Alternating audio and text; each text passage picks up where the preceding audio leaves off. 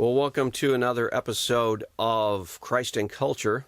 My name is Jeff Short, and today I'm going to be talking about a series that I recently watched on, it's the HBO series. It was centered around it's a sort of a docudrama of what happened at Chernobyl. If you remember back in 1986, there was a nuclear explosion that took place at the power station there at Chernobyl, and it blew the top off of a nuclear reactor, exposing the nuclear material in the core to the open air, and it affected all the populations around there.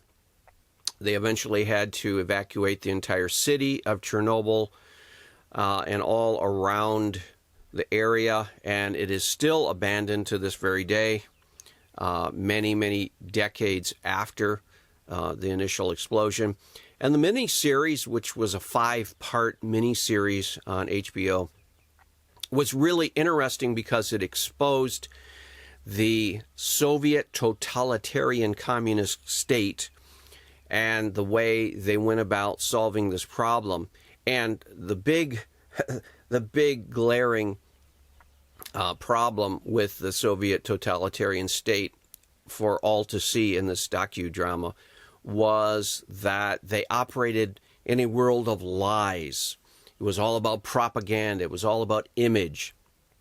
The bureaucrats were more concerned about the image of the Soviet Union to the outside world than they were of actually going about solving this problem by any means necessary. And so, for example, after this initial, the problem started before the explosion ever took place. And one of the things that they wanted to do, the managers of this plant, they wanted to impress their higher-ups. They wanted to impress the party executives. They wanted to...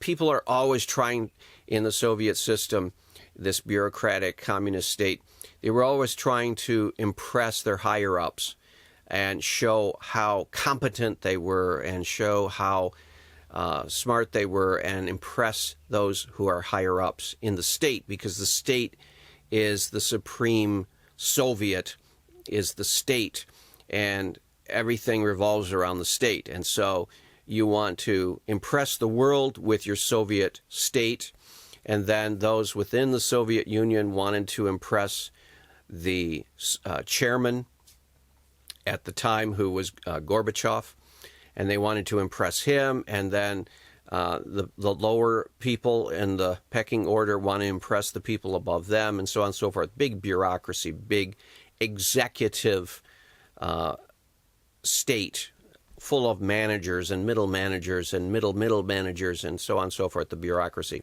And so everyone's trying to look good in the eyes of the person above them, so problems are minimized.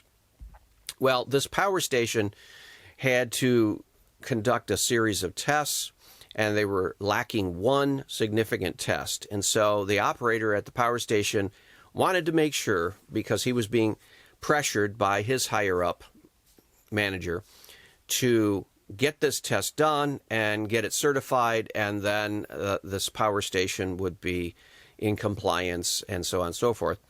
And so he rushed the test, he broke protocol, and as a result, there was this huge, massive explosion, the worst nuclear disaster in the history of the planet Earth. And it essentially blew the top off the whole thing.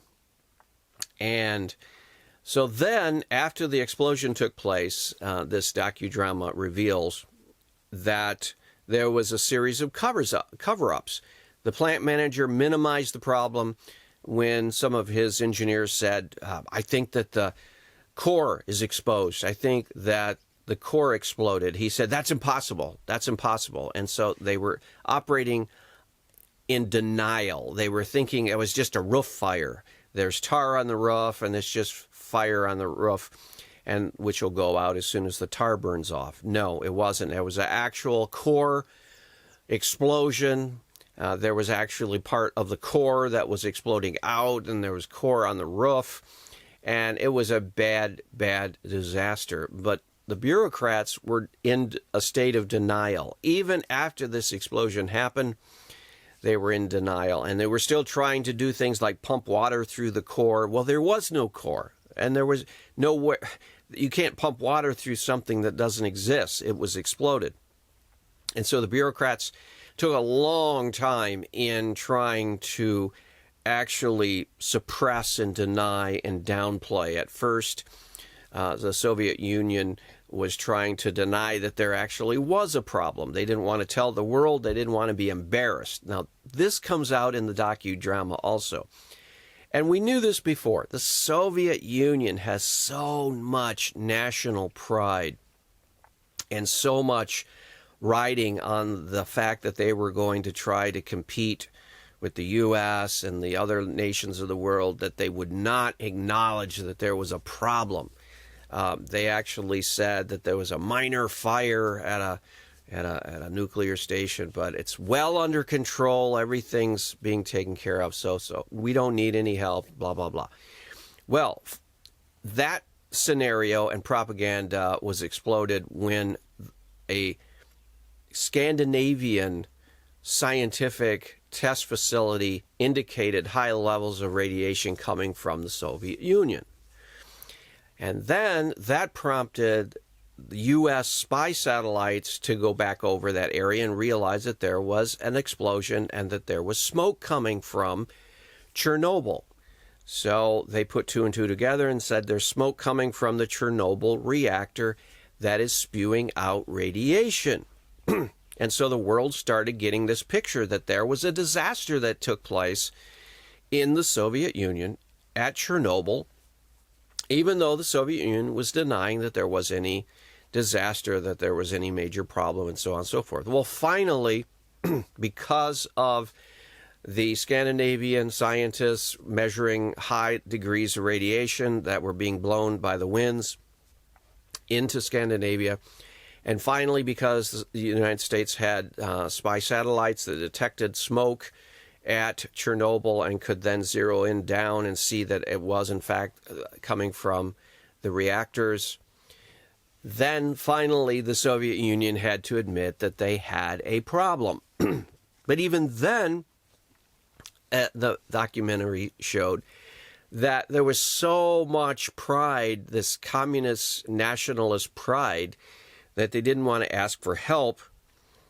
They wouldn't want to ask the Americans for help, of course, because the Americans were their enemies and they were the rivals, and we were trying there was that Cold War. So, and they didn't want to ask any Western nations for help, but they finally did reach out to Germany, but West Germany, for a robot. But again, the lies of the state prevented them from succeeding, because they got this robot from West Germany that was supposed to withstand radioactive, high levels of radioactivity. But they sent it in to push this radioactive material back down into the reactor, and the robot stopped. Now, why did the robot stop? Because the Soviet Union, in order to downplay the severity of the reactor breach, had given the Germans lower levels of radiation. They said, oh, we're just suffering from a certain level of radiation over here. We need a robot that can deal with that.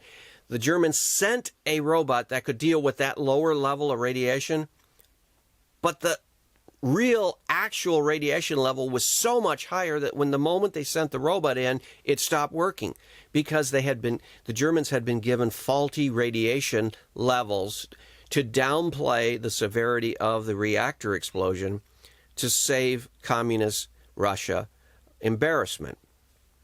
And so the lies that were given to the West Germans in order to get this robot to help them solve the problem cost the Soviet Union in terms of solving the problem, because they had lied to the world about and trying to minimize the damage.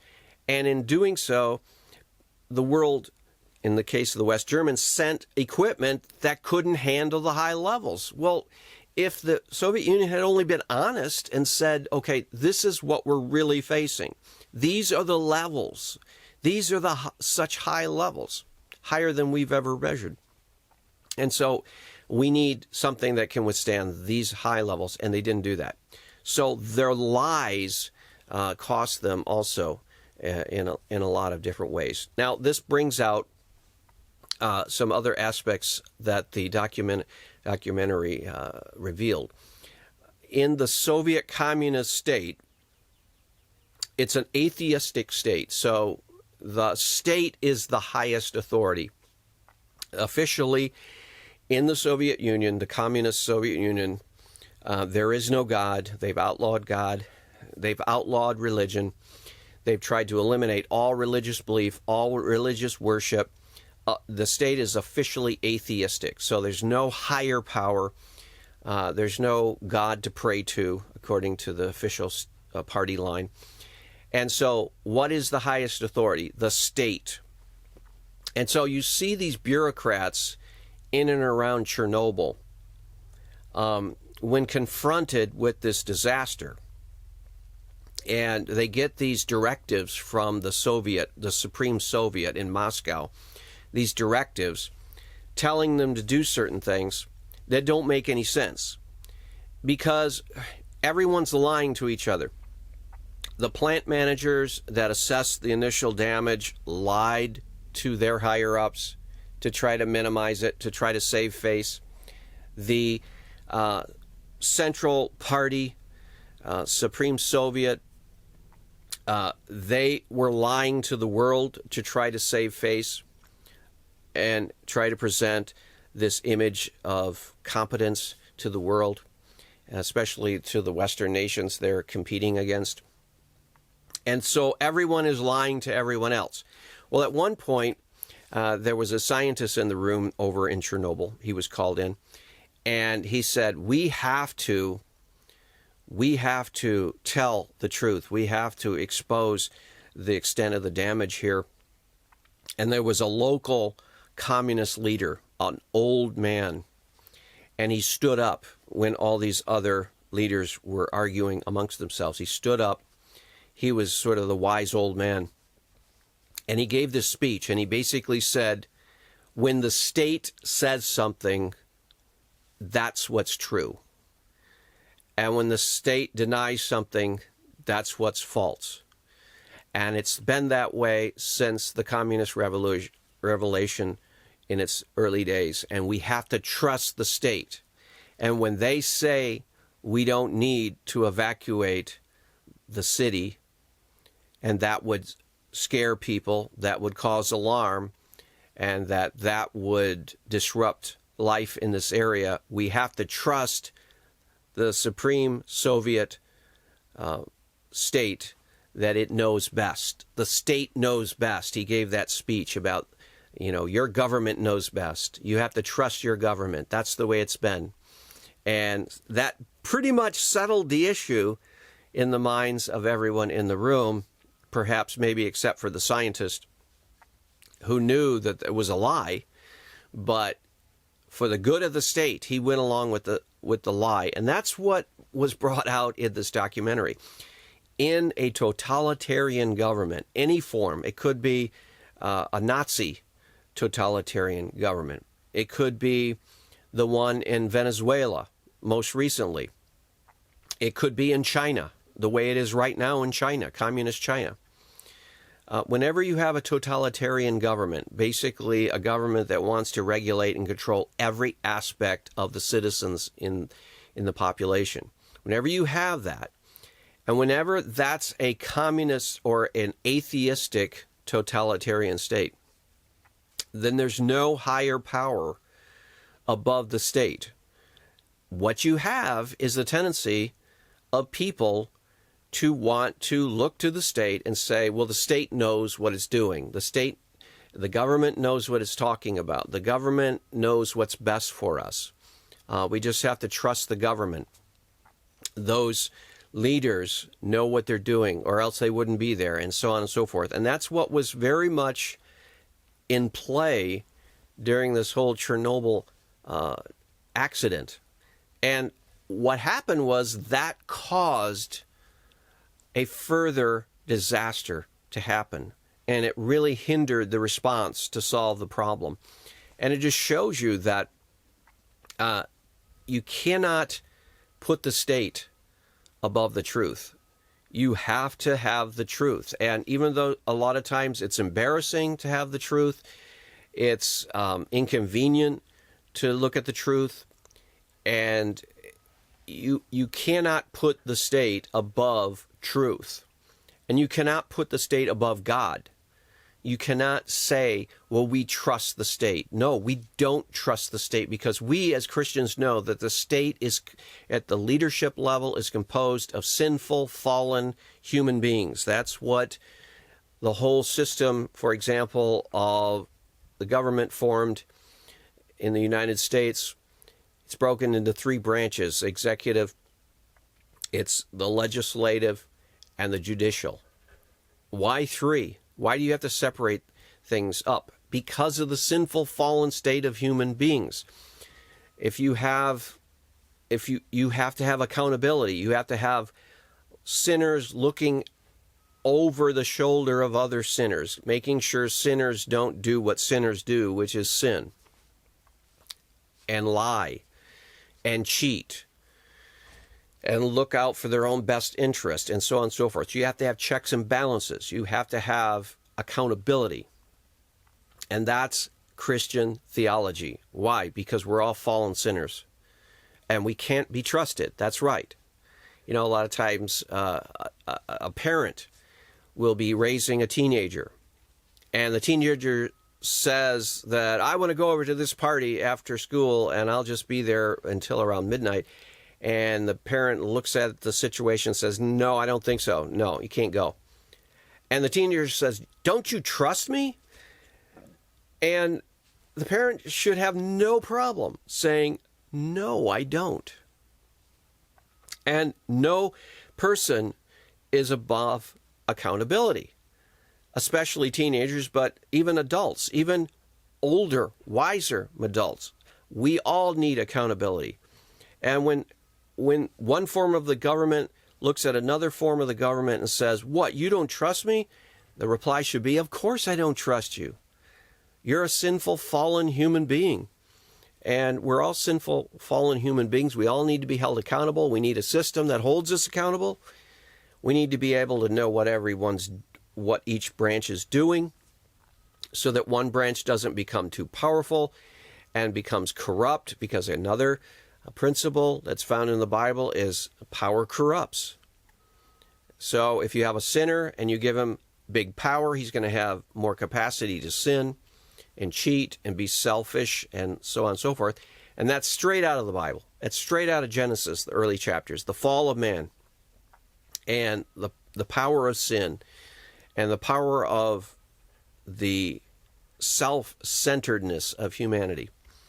And so one of the problems with the Soviet Union and all totalitarian governments is that they don't apply the principles that are laid out in the Bible as far as the fallenness of human beings. And we're seeing the same problem raise its head in the United States today. We have people in our country who are now promoting this idea of we can have a really beneficial socialism.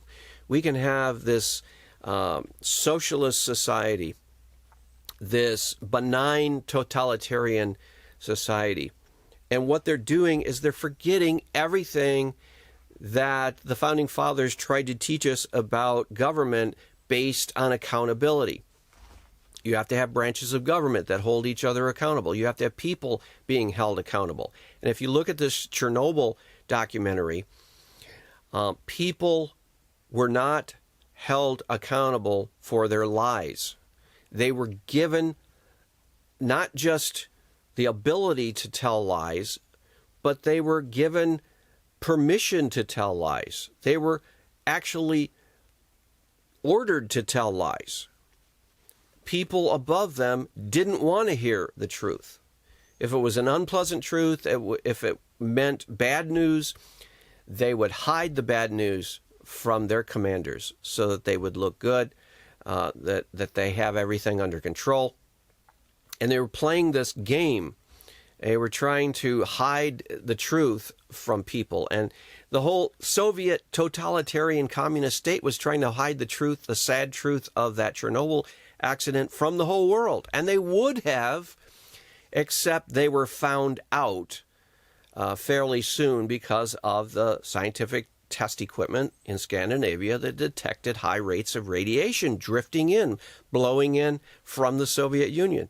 And somebody detected those high levels and said, hey, there's something going on there in the Soviet Union as far as nuclear radiation is concerned. There must be a nuclear power leak or core leak or some kind of explosion or something.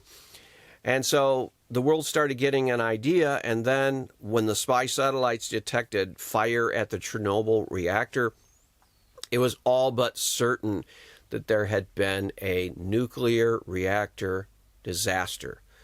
And the world and the instrumentation that detects such things, that was the way the Soviet Union was forced to acknowledge that they had a problem. Otherwise, there might have been, if there hadn't been the ability of the world community to detect such things, the Soviet Union might have found a way to totally cover up the Chernobyl disaster, either by going in and sealing off the whole region, possibly even killing everyone who had any knowledge of it, and denying the whole thing, and trying to stop the fire and cover the whole thing up, literally cover it up with sand and concrete and whatever, and no one would have ever known anything about it. But in today's world, with our technology today, that's almost impossible. So one of the things that killed the old Soviet Union was Chernobyl and its disaster. In fact, Gorbachev actually said the Chernobyl disaster, Gorbachev was the supreme Soviet ruler, prime minister at the time of the breakup of the Soviet Union, where it actually broke up and the communist Soviet experiment ended in the late 80s and early 90s. He attributes the beginning of the end to the Chernobyl disaster. And I would say that's spot on, because it exposed the lies and the unreality of that system. The Soviet communist system collapsed because it was not true. It was not real. It was a fake system based on a faulty worldview. It did not take into consideration the fall of man. It had this overly optimistic, glowing assessment of human beings, and it did not consider that they were sinful, that they could not be trusted, that they were selfish, everything the Bible describes about humanity. So the anthropology of the Soviet Socialist Republic was false. The anthropology of the founding of our country, the United States, is true. The three-part government, why? Because we can't trust any one government department. And so we have to have three to watch out over each one and check and balance. Why is that true? Because you can't trust any one single individual to be the king or the prime minister or the monarch. You can't trust a king because why? He's corrupt. He'll abuse his power. There needs to be a check and balance on anyone's power. And so that's why our government took into account the biblical view of the fallenness of man and other biblical principles. It also took into consideration that the state is not the ultimate voice, that God Almighty. We have such phrases as inalienable rights, endowed by their Creator. So we have inalienable rights, rights given to us by God. The Soviet Union, the communist state there, had no such rights. And they did not view human beings as made in the image of God.